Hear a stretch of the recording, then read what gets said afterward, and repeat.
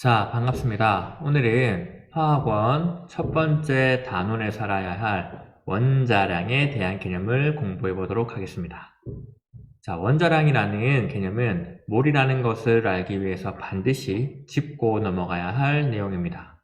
그러면 원자량에 대해 설명하도록 하겠습니다. 자, 원자량을 설명하기 전에 먼저 원자가 무엇인지 알아볼까요? 간단하게 확인해 보겠습니다. 원자는 모든 물질을 이루고 있는 가장 작은 입자입니다. 이 원자가 무엇으로 이루어져 있느냐? 바로 원자핵과 전자입니다. 그럼 원자핵은 또 무엇으로 이루어져 있느냐라는 거죠. 알다시피 양성자와 중성자입니다. 자, 이때 우리가 알아야 할 새로운 개념이 등장합니다. 자, 첫 번째입니다. 바로 원자 번호예요. 말 그대로 원자의 종류에 따라 번호를 매긴 것인데 그 원자 번호는 바로 양성자의 숫자를 뜻합니다. 즉, 원자 번호가 1번인 수소는 양성자가 1개고요. 2번인 헬륨은 양성자가 2개입니다. 쉽죠? 그럼 두 번째 개념입니다. 바로 질량수입니다. 자, 질량수는 원자를 이루고 있는 양성자의 숫자와 중성자의 숫자를 합한 것입니다. 자, 기억해야 됩니다. 질량수는 양성자의 숫자와 중성자의 숫자를 합한 것입니다. 그러면 질문 한번 해볼까요? 자, 원자 번호가 6번인 탄소의 질량수가 10이라면 이 탄소 원자를 이루고 있는 중성자는 총 몇 개일까요? 네, 맞습니다. 바로 6개죠. 원자 번호가 6번이라는 것은 양성자가 6개 있다는 뜻이고 질량수가 12라는 말은 양성자의 숫자와 중성자의 숫자의 총합이 12라는 뜻이므로 계산해보면 중성자의 개수는 6개가 됩니다. 됐죠? 자, 그러면 이제야 우리가 원자량에 대한 설명을 들어갈 수가 있게 됩니다. 자, 원자는 실제로 볼 수가 없을 만큼 매우 작습니다. 다르게 말하면 원자 한 개의 질량은 너무나 작다라는 거죠. 얼만큼이냐? 예를 들어 볼게요. 탄소 원자 하나의 질량이 1.993 곱하기 10의 마이너스 23승g이에요. 외우기에도 귀찮을 만큼 너무 작고 복잡하다라는 거죠. 그래서 우리는 원자의 질량을 조금 편하게 나타내고 싶었던 거예요. 자, 생각해 봅시다. 못이 하나 있다고 할게요. 못. 이 못 하나의 질량이 182g이라고 하겠습니다. 그리고 나사가 하나 있다고 할게요. 이 나사의 질량은 91g이에요. 복잡한 숫자는 아니지만 못과 나사의 실제 질량을 쓰기에 내가 조금 불편하다라고 해서 이렇게 바꿔볼 겁니다. 나사의 질량을 1이라고 하면 1, 즉 나사의 질량을 1이라고 기준을 잡으면 못의 질량은 얼마가 될까요? 나사에 비해 못의 질량이 2배니까 그쵸? 2라고 하면 되겠죠? 자, 근데 여기서 조심해야 될 게 있어요. 나사의 질량을 1이라고 둔 거지 나사의 질량을 1g이라고 할 수 있는 건 아닙니다. 자, 나사의 실제 질량은 91g이죠. 1g이 아닙니다. 그냥 91g이라는 실제 질량이 복잡한 것 같아서 우리가 편하게 임의로 1이라고 둔 거예요.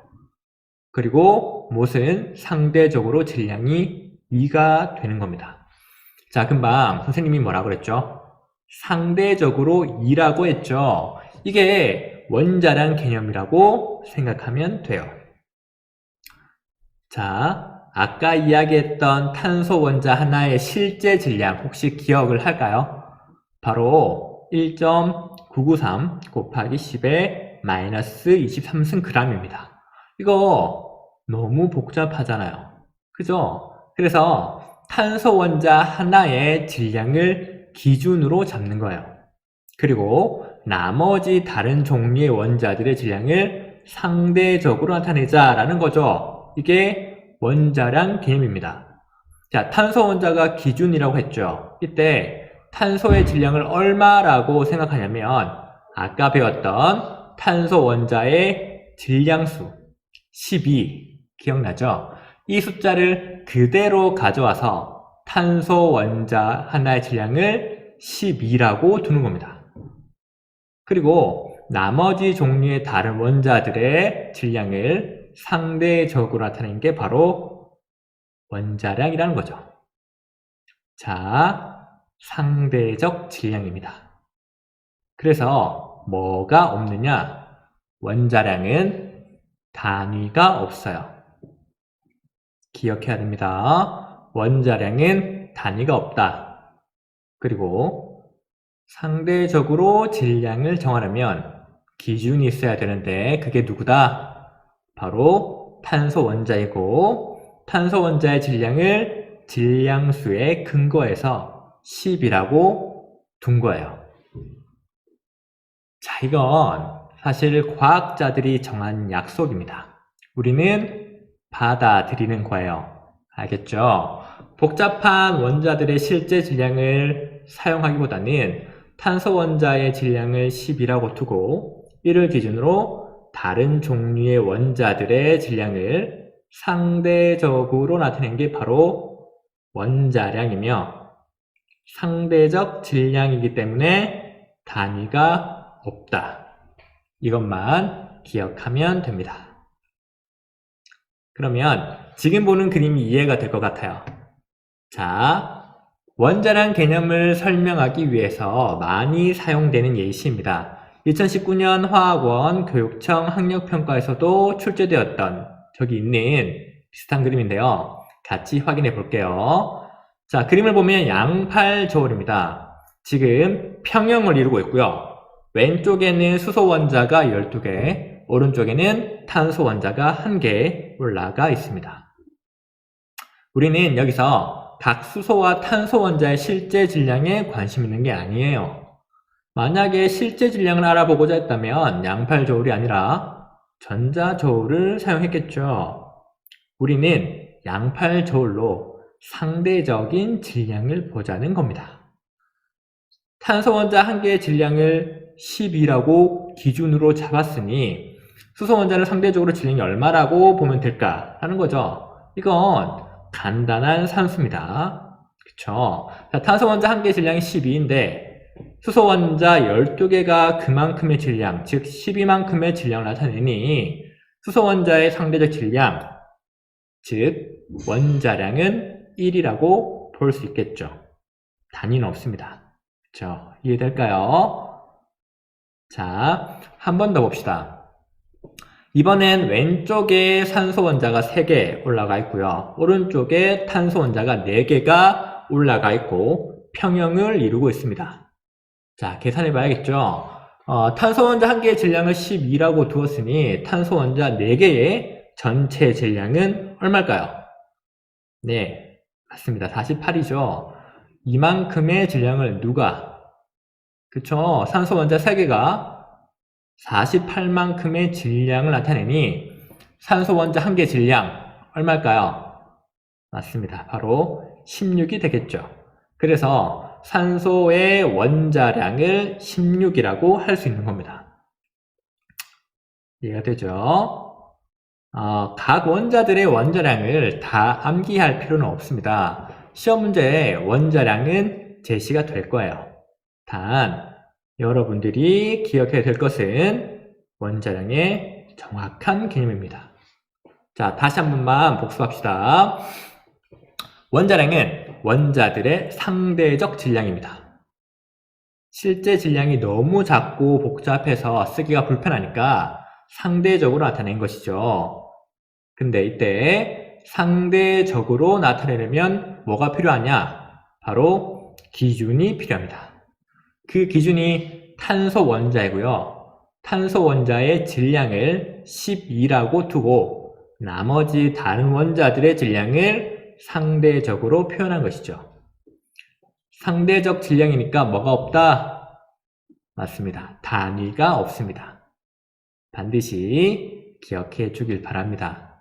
알겠죠? 자, 원자량에 대한 설명은 여기까지고요. 사실 교과서나 교재를 보면 원자량 이후에 분자량, 화학식량이라는 또 다른 개념이 나옵니다. 하지만 이건 새로운 개념이 아니라 원자량이 확대된 개념이라고 보면 될 것 같아요.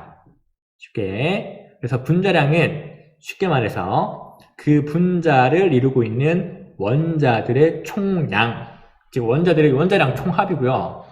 화학식량은 그 화학식을 이루고 있는 원자들의 원자량 총합입니다. 그러니까 원자량만 잘 알고 있으면 분자량과 화학식량은 사실 아무것도 아니라는 거죠. 한 번만 예를 들어줄게요. 자, 물 분자입니다.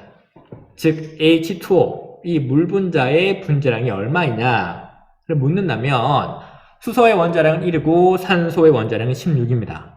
자, 다시 한번 얘기하지만 원자량을 외운 게 아니에요. 문제에서 주어질 겁니다.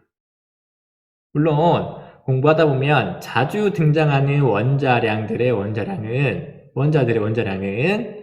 자연스럽게 외워질 건데 지금은 외울 필요가 없어요. 알겠죠? 자, 다시 문제로 돌아가서 물 분자는 수소 원자 2개와 산소 원자 1개로 이루어져 있으니 분자량은 얼마일까요? 네, 바로 18이 됩니다. 쉽죠? 자, 그럼 오늘 원자량에 대한 강의는 여기서 마치겠습니다. 화학이라는 과목이 어렵지만은 않다라고 느꼈으면 좋겠어요. 부족한 강의지만 수강한다고 고생했습니다. 감사합니다.